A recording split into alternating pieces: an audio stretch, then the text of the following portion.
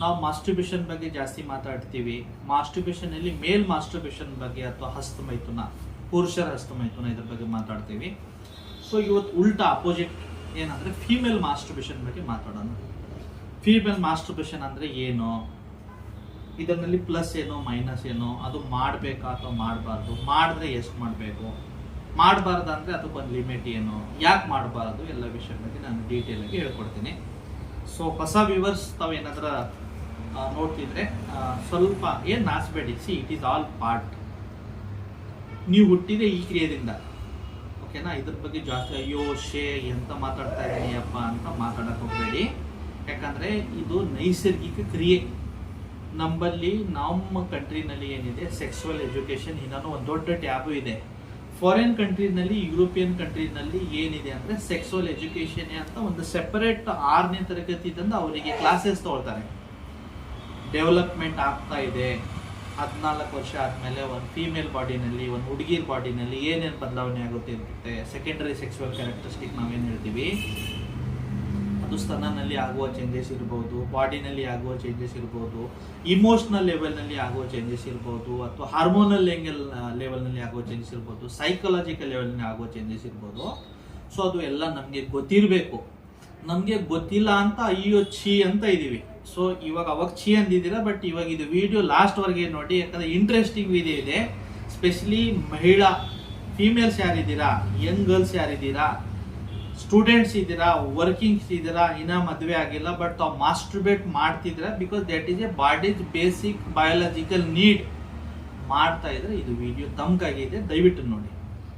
So first, female masturbation ಅಂದರೆ ಏನು? ನಾವು ಪುರುಷರ ಮಾಸ್ಟರ್ಬೇಷನ್ ಮಾಡುವಾಗ ನಾವು ಏನು ಮಾಡ್ತೀವಿ ಅಂದರೆ, ಪೆನಿಸ್ ಅಂತ ಒಂದು ಆರ್ಗನ್ ಇರುತ್ತೆ. ನಮ್ಮ ಕೈಲಿಂದ ಏನು ಮಾಡ್ತೀವಿ, ಪೆನಿಸ್ನ ಹೋಲ್ಡ್ ಮಾಡಿಬಿಟ್ಟು ಸ್ವಲ್ಪ ಹಿಂದ್ಗಡೆ ಮುಂದಿನ ಪ್ರಿಪೀಸ್ ಇರುತ್ತಲ್ಲ ಅದನ್ನು ಮೂವ್ಮೆಂಟ್ ಮಾಡುವಾಗ ಒಂದು ಸೆನ್ಸೇಷನ್ ಡೆವಲಪ್ ಆಗುತ್ತೆ ಗ್ಲಾನ್ಸ್ ಪೆನಿಸ್ನಲ್ಲಿ. ಆ ಸೆನ್ಸೇಷನ್ ನಮಗೆ ಚೆನ್ನಾಗಿ ಫೀಲ್ ಆಗೋದು, ಫೀಲ್ ಗುಡ್, ಏನೋ ಒಂದು ರಿಲ್ಯಾಕ್ಸ್, ಯಾವುದೋ ಒಂದು ಬೇರೆ ಲೋಕದಲ್ಲಿ, ಬೇರೆ ಪ್ರಪಂಚದಲ್ಲಿ ಹೋಗ್ತಾ ಇದ್ದೀವಿ ಅಂತ ಫೀಲ್ ಆಗ್ತದೆ. ಸೊ ಅದೇ ಥರ ಮಹಿಳೆಯರಲ್ಲಿ ಒಂದು ಯೋನಿ ಏನಿರುತ್ತಲ್ಲ, ಯೋನಿ ಸ್ಟ್ರಕ್ಚರ್ನಲ್ಲಿ ಅದರಲ್ಲಿ ಕೆಳಗಡೆ ಎಲ್ಲಕ್ಕಿಂತ ಒಂದು ಓಪನಿಂಗ್ ಇರುತ್ತೆ ನೋಡಿ, ಅದನ್ನು ವೆಜೈನಾ ಅಂತೀವಿ. ಆಮೇಲೆ ಅದಕ್ಕಿಂತ ಮೇಲಿನ ಏನು ಓಪನಿಂಗ್ ಇದೆ ಅದು ಯುರೇಥ್ರಲ್ ಓಪನಿಂಗ್ ಅಂತ, ಯೂರಿನ್ ಪಾಸ್ ಮಾಡೋಕ್ಕೆ. ಆ ಎರಡರ ಮೇಲೆ ಒಂದು ಗ್ರಂಥಿ ಇರುತ್ತೆ. ಇದನ್ನ ಇಂಗ್ಲಿಷ್ ಭಾಷೆನಲ್ಲಿ ಕ್ಲಿಟೋರಿಸ್ ಅಥವಾ ಕ್ಲೈಟೋರಿಸ್ ಅಂತೀವಿ. ಇದು ನೋಡಕ್ಕೆ ತುಂಬ ಚಿಕ್ಕದು ಅನ್ಸುತ್ತೆ, ಇಷ್ಟೇ. ರೆಡ್, ಬ್ರೌನು ಅಥವಾ ಸ್ವಲ್ಪ ಡಾರ್ಕರ್ ಕಲರ್ನಲ್ಲಿ ಇರುತ್ತೆ. ಒಂದು ಶೇಂಗಾ ಬೀಜ ಅಂತ ತಿಳ್ಕೊಳ್ಳಿ, ಅಥವಾ ಒಂದು ಕಡಲೆ ಬೀಜ ಅಂತ ತಿಳ್ಕೊಳ್ಳಿ, ಇಷ್ಟೇ ಚಿಕ್ಕ ಗ್ರಂಥಿ ಇರುತ್ತೆ. ಈ ಗ್ರಂಥಿ ಏನಂದ್ರೆ ಫೀಮೇಲ್ ಬಾಡಿದು ಗ್ಲಾನ್ಸ್ ಪೆನಿಸ್. ಗ್ಲಾನ್ಸ್ ಪೆನಿಸ್ ಅಂದ್ರೆ ಏನು? ಪುರುಷರಿ ಪೆನಿಸ್ ಇದೆ ಅಂತ ತಿಳ್ಕೊಳ್ಳಿ. ಮುಂದಿನ ಇಷ್ಟೇ ಒಂದು ಟೋಪಿ ಇರುತ್ತಲ್ಲ, ಆ ಟೋಪಿಗೆ ಗ್ಲಾನ್ಸ್ ಪೆನಿಸ್ ಅಂತೀವಿ. ಇದರಲ್ಲಿ ಹೈ ಸೆನ್ಸೇಷನ್ ಇರುತ್ತೆ. ಇಲ್ಲಿ ಟಚ್ ಮಾಡಿದ ತಕ್ಷಣ ಬ್ರೈನ್ಗೆ ಸ್ಟಿಮ್ಯುಲೇಷನ್ ಆಗ್ಬಿಡುತ್ತೆ. ಸೊ ಫೀಮೇಲ್ ಬಾಡಿನಲ್ಲಿ ಹೇಳಿದೆಲ್ಲ ಶೇಂಗಾ ಬೀಜ ಅಷ್ಟು ಸ್ಟ್ರಕ್ಚರ್ ಇರುತ್ತಲ್ಲ, ಆ ಕ್ಲಿಟೋರಿಸ್ ಅದು ಹೈಯೆಸ್ಟ್ ಸೆನ್ಸೇಷನ್ ಆಗುವ ಜಾಗ ಫೀಮೇಲ್ ಬಾಡಿನಲ್ಲಿ. ಅವಾಗ ಈ ಪಾರ್ಟ್ಗೆ ತಾವು ಫಿಂಗರ್ದಿಂದ ಟಚ್ ಮಾಡಿದ್ರ, ಅಥವಾ ತಮ್ಮ ಪಾರ್ಟ್ನರ್ ಅವ್ರ ನಾಲ್ಗೆದಿಂದ ಟಚ್ ಮಾಡಿದ್ರು, ಅಥವಾ ಅಲ್ಲಿ ಕಿಸ್ ಮಾಡಿದ್ರು ಅನ್ನೋದು ಸ್ಟಿಮ್ಯುಲೇಷನ್ ಆಗಿಬಿಡುತ್ತೆ. ಸೊ ಈ ಗ್ರಂಥಿ ಹೊರಗಡೆ ನೋಡಕ್ಕೆ ತುಂಬ ಚಿಕ್ಕದಾಗಿ ಫೀಲ್ ಆದರೆ, ಬಟ್ ಇದು ಸಾಮ್ರಾಜ್ಯ ತುಂಬ ದೊಡ್ಡದು. ಹೆಂಗಂದ್ರೆ ಒಂದು ಯೋನಿ ಇದೆ ಅಂತ ತಿಳ್ಕೊಳ್ಳಿ. ಇದು ಇಲ್ಲಿದೆ, ನಮಗನ್ಸುತ್ತೆ ಇಷ್ಟೇ ಇರುತ್ತೆ ಅಂತ. ಇದು ಜಸ್ಟ್ ಹೊರಗಡೆ ಕಾಣಿಸುವ ಮುಖ ಮಾತ್ರ, ಒಳಗಡೆ ತುಂಬ ಕಾಂಪ್ಲೆಕ್ಸ್ ಆಗಿ ಇರುತ್ತೆ. ಇದು ಪೂರ್ತಿ ಯೋನಿನ ಈ ಥರ ಕವರ್ ಮಾಡಿದಿರುತ್ತೆ. ಹೊರಗಡೆ ಅಷ್ಟೇ ಮುಖ ಇದ್ರೂ ಒಳಗಡೆ ತುಂಬ ಡೀಪ್ ಆಗಿ ಆ ಕಂಪ್ಲೀಟ್ ಫೀಮೇಲ್ ಜೆನೆಟಲ್ ಏರಿಯಾನ ಕವರ್ ಮಾಡಿದಿರುತ್ತೆ. ಇವಾಗ ಇಲ್ಲಿ ಸ್ಟಿಮ್ಯುಲೇಷನ್ ಮಾಡುವಾಗ ಸ್ಲೋಲಿ ಹೈ ಸೆನ್ಸೇಷನ್ ಆಗಿಬಿಟ್ಟು ಆ ಏರಿಯಾಗೆ ಬ್ಲಡ್ ಸಪ್ಲೈ ಚೆನ್ನಾಗುತ್ತೆ. ಬ್ಲಡ್ ಸಪ್ಲೈ ಚೆನ್ನಾಗಿ ಹೋಗ ಸ್ಲೋಲಿ ಏನಾಗುತ್ತೆ, ಇದರಲ್ಲಿ ಸ್ಟ್ರೆಂತ್ ಬರೋಕ್ಕೆ ಸ್ಟಾರ್ಟ್ ಆಗುತ್ತೆ. ಸ್ಲೋಲಿ ಯೋನಿ ಒಳಗೆ ಒಂದು ಮಾಯಿಶ್ಚರೈಸರ್ ಥರ ಬಾಡಿ ಏನು ಮಾಡುತ್ತೆ, ನೀರನ್ನ ಬಿಡುತ್ತೆ ಅಥವಾ ತೇವಾಂಶ ಮಾಡುತ್ತೆ. ಸೊ ಫಸ್ಟ್ ಇದು ಗುಡ್ ಬ್ಯಾಡ್ ಎರಡು ಅಂತ ಹೇಳ್ತೀನಿ ನಾನು. ಪ್ರತಿಯೊಂದು ವಿಷಯ ಏನಿದೆ ಅಲ್ಲ, ಅಮೃತನೋ ಜಾಸ್ತಿ ಕುಡಿದ್ರೆ ಅದು ವಿಷ, ವಿಷ ಕಡಿಮೆ ಕ್ವಾಂಟಿಟಿನಲ್ಲಿ ತಗೊಂಡ್ರೆ ಅದು ಔಷಧಿ.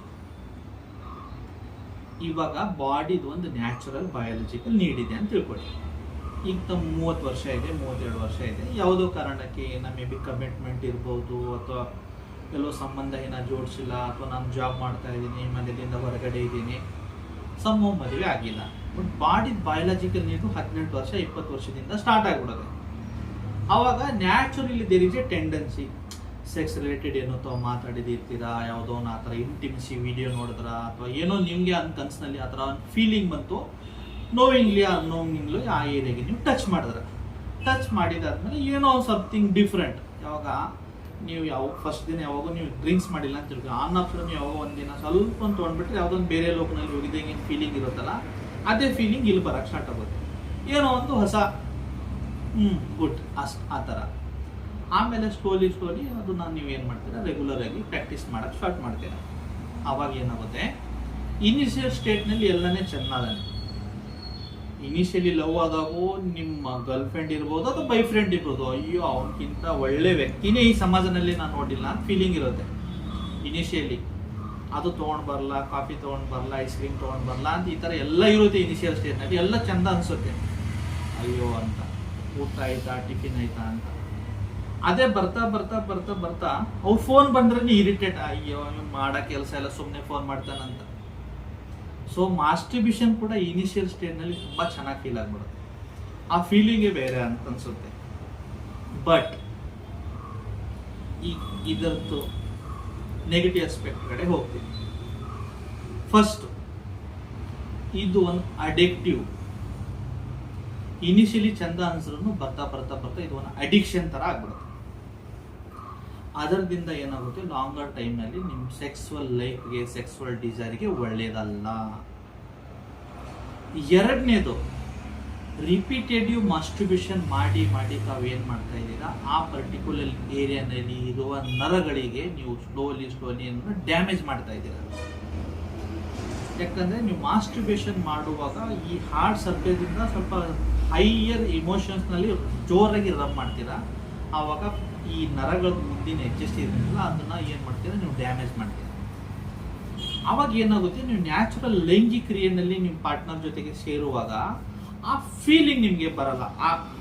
ಏನು ನಿಮಗೆ ಅರೌಸ್ ಏನಾಗಬೇಕು ಅಥವಾ ಒಮ್ಮೆ ಮೂಡ್ ಚೆನ್ನಾಗಿ ಆಗ್ಬೇಕಂತ ಏನು ಬರಬೇಕಲ್ಲ, ಅದು ಬರಲ್ಲ.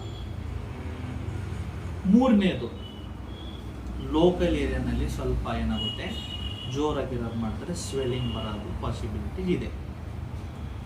ನಾಲ್ಕನೇದು, ರಿಪೀಟ್ಲಿ ಯೂರಿನರಿ ಟ್ರ್ಯಾಕ್ ಇನ್ಫೆಕ್ಷನ್. ನಾನು ನೋಡಿದ್ನಲ್ಲಿ ಏನಿದೆ, ರಿಪೀಟೆಡ್ ಮಾಸ್ಟರ್ಬೇಷನ್ ಮಾಡೋ ಅಭ್ಯಾಸ ಯಾವ ಮಹಿಳೆಗೆ ಅಥವಾ ಸ್ತ್ರೀಗೆ ಅಥವಾ ಹುಡುಗಿಗೆ ಇರುತ್ತೆ, ಅವ್ರನ್ನಲ್ಲಿ ಯೂರಿನ್ ಇನ್ಫೆಕ್ಷನ್ ರಿಪೀಟೆಡ್ಲಿ ಆಗೋ ಚಾನ್ಸ್ ಜಾಸ್ತಿ ಇರುತ್ತೆ. ಆಮೇಲೆ ಫಿಫ್ತ್, ಇದು ಹೇಗಂದರೆ, ಮಾಸ್ಟರ್ಬೇಷನ್ ಮಾಡ್ತಾ there is a slight possibility you are harming your natural anatomical structure of body. ನಿಮ್ಮ ಕ್ಲಿಟೋರಿಸ್ ಇರ್ಬೋದು, ಯೋನಿನ ಮುಖ ಇರ್ಬೋದು, ಸಮ್ಹೌ ನೋವಿಂಗ್ಲಿ ಅನ್ನೋವಿಂಗ್ಲಿ ಮಾಸ್ಟರ್ಬೇಟ್ ಮಾಡ್ತಾ ಸಮ್ಟೈಮ್ಸ್ ಏನು ಮಾಡ್ತಾರೆ, ಟ್ವೈಸ್ ಯೂಸ್ ಮಾಡೋಕ್ಕೆ ಸ್ಟಾರ್ಟ್ ಮಾಡ್ತಾರೆ. ಅದು ಟಿಂಬಲ್ ಇರ್ಬೋದು ಅಥವಾ ವೈಬ್ರೇಟರ್ ಇರ್ಬೋದು. ಇವೆಲ್ಲ ಏನಾಗುತ್ತೆ, ಇನಿಷಿಯಲಿ ತುಂಬ ಚೆನ್ನಾಗಿ ಅನಿಸುತ್ತೆ, but that is damaging your inner layer of vagina, that is very sensitive. ನೀವು ಯಾವುದೋ ಹಾರ್ಡ್ ಸರ್ಫೇಸು ಅಥವಾ ಯಾವುದೋ ವೈಬ್ರೇಟರ್ನ ನೀವು ಜಾಸ್ತಿ ಯೂಸ್ ಮಾಡಿದ್ರೆ ಏನಾಗುತ್ತೆ, ಅದು ಸ್ಕಿನ್ ಥಿಕ್ನೆಸ್ನ ಜಾಸ್ತಿ ಮಾಡುತ್ತೆ. ಸ್ಕಿನ್ ಥಿಕ್ನೆಸ್ ಒಂದ್ಸತಿ ಜಾಸ್ತಿ ಆಯ್ತಲ್ಲ, ನಿಮಗೆ ನಾರ್ಮಲ್ ಆ ಟಚ್ಗೆ ಏನು ಫೀಲಿಂಗ್ ಬರಬೇಕು, ಆ ಫೀಲಿಂಗ್ ಸ್ಲೋಲಿ ಕಡಿಮೆ ಆಗೋಕ್ಕೆ ಸ್ಟಾರ್ಟ್ ಆಗುತ್ತೆ. ಸೊ ಇಷ್ಟು ಮಾಸ್ಟರ್ಬೇಷನ್ದು ಸೈಡ್ ಎಫೆಕ್ಟ್ಸ್ಗಳು ಇದೆ. ಸರ್ ಎಲ್ಲ ನೆಗೆಟಿವ್ ಹೇಳ್ತಾರೆ, ಏನಾದರೂ ಪಾಸಿಟಿವ್ ಕೂಡ ಹೇಳಿ ಸರ್ ಅಂತ ಕೇಳ್ತೀರಾ. ಆಯ್ತು, ಸ್ವಲ್ಪ ಪಾಸಿಟಿವ್ ಹೇಳ್ತೀನಿ. ಲಿಮಿಟೆಡ್ ಫಾರ್ಮ್ನಲ್ಲಿ ಮಾಡುವಾಗ ಯಾವಾಗೋ ಅಪ್ರೂಪ್ಗೆ ಏನೋ ಒಂದು ತಿಂಗಳಿಗೆ ಒಂದ್ಸತಿನೋ 2 ತಿಂಗಳಿಗೆ ಒಂದ್ಸತಿನೋ ರೂಮ್ನಲ್ಲಿ ಯಾರೋ ಇಲ್ಲ, ನಾನು ಒಬ್ಬಕಿನೇ ಇದ್ದೀನಿ, ಏನೋ ಒಂದು ಸ್ವಲ್ಪ ಒಳ್ಳೆ ಮ್ಯೂಸಿಕ್ ಹಾಕಿದ್ದೀನಿ, ಒಳ್ಳೆ ಮೂಡ್ ಇದೆ, ಇವತ್ತು ಎಕ್ಸಾಮ್ ರಿಸಲ್ಟ್ಸ್ ಬಂದಿದೆ ಸ್ವಲ್ಪ. ಬಟ್ ಅದು ಏನು ಮಾಡಬೇಕಂದ್ರೆ ಫಸ್ಟ್ ಹ್ಯಾಂಡ್ ಚೆನ್ನಾಗಿ ವಾಶ್ ಮಾಡಬೇಕು. ನೀವೆಲ್ಲಿ ಮಾಸ್ಟರ್ಬೇಟ್ ಮಾಡ್ತಾ ಇದ್ರೆ ಆ ಏರಿಯಾ ಕ್ಲೀನಾಗಿರಬೇಕು. ಆ್ಯಂಡ್ ಸ್ಟಾರ್ಟ್ ವಿತ್ ಸ್ಲೋ, ಜೆಂಟಲಾಗಿ ಆ ಏರಿಯಾಗೆ ಜೆಂಟಲಾಗಿ ಟಚ್ ಮಾಡಿ ಅಥವಾ ಮಸಾಜ್ ಮಾಡಿ. ಯಾವುದೋ ಕಾರಣಕ್ಕೆ ಜೋರಾಗಿ ಮಸಾಜ್ ಮಾಡಬೇಡಿ. ಮಾಡುವಾಗ ಮತ್ತೊಂದು ಏನಂದರೆ ಗರ್ಲ್ಸ್ನಲ್ಲಿ ಸ್ವಲ್ಪ ನೇಲ್ಸ್ ಸ್ವಲ್ಪ ಜಾಸ್ತಿ ಬೆಳೆದಿರುತ್ತೆ. ನೇಲ್ಸ್ದಿಂದ ಆ ಪರ್ಟಿಕ್ಯುಲರ್ ಆರ್ಗನ್ಗೆ ಆ ಏರಿಯಾಗೆ ಡ್ಯಾಮೇಜ್ ಆಗಬಾರ್ದು ಅಂತ ಅದು ಒಂದು ನೋಡ್ಕೊಳ್ಳಿ. ಅದರ ಜೊತೆಗೆ ಇದ್ರ ಪ್ಲಸ್ ಪಾಯಿಂಟ್ ಏನೇನಿದೆ ಅಂದ್ರಪ್ಪ, ಟೆಂಪರರಿ ಮೂಡ್ ಎಲಿವೇಟರ್ ಚೆನ್ನಾಗಿ ಅನಿಸುತ್ತೆ. ಸ್ವಲ್ಪ ಮೂಡ್ ಬಸ್ಟ್ ಮಾಡೋದು, ಏನೋ ಸ್ಟ್ರೆಸ್ ಇದೆ ಕಂಪನಿದಿಂದ ಬರುವಾಗ ಬೈದ್ನು, ಏನೋ ಸ್ವಲ್ಪ ಮೈಂಡ್ ರಿಲ್ಯಾಕ್ಸೇಷನ್ಗಾಗಿ ಮಾಡಿದೆ. ಈಗ ಸದ್ಯಕ್ಕೆ ನನ್ನ ಬಾಡಿದ ಬೇಸಿಕ್ ನೀಡ್ ಇದೆ, ಗಂಡ ಇಲ್ಲ, ಬಾಯ್ ಫ್ರೆಂಡ್ ಇಲ್ಲ, ಏನು ಮಾಡಲಿ, ಇದು ಸ್ವಲ್ಪ ಟೆಂಪರರಿ ಯೂಸ್ ಮಾಡ್ಬೋದು. ಬಟ್ ಯಾವುದೋ ಕಾರಣಕ್ಕೆ ಇದಕ್ಕೆ ಅಡಿಕ್ಷನ್ ಆಗಬೇಡಿ. ಮತ್ತು ಈ ಥರ ಇಂಟ್ರೆಸ್ಟಿಂಗ್ ವಿಡಿಯೋ, ಇಂಟ್ರೆಸ್ಟಿಂಗ್ ಟಾಪಿಕ್ ಬಗ್ಗೆ ತಿಳ್ಕೊಬೇಕಾದ್ರೆ ಕಮೆಂಟ್ನಲ್ಲಿ ಹೇಳಿ ಸರ್, ನಮಗೆ ಈ ವಿಷಯ ಬಗ್ಗೆ ಮಾತಾಡಿ, ಅದ್ರ ಬಗ್ಗೆ ನಮಗೆ ಸ್ವಲ್ಪ ಏನು ಅವೇರ್ನೆಸ್ ಇಲ್ಲ ಅಂದರೆ ಬರೋ ದಿನಗಳೇ ಆ ವಿಷಯ ಬಗ್ಗೆ ನಾನು ಮಾತಾಡ್ತೀನಿ. ಧನ್ಯವಾದ.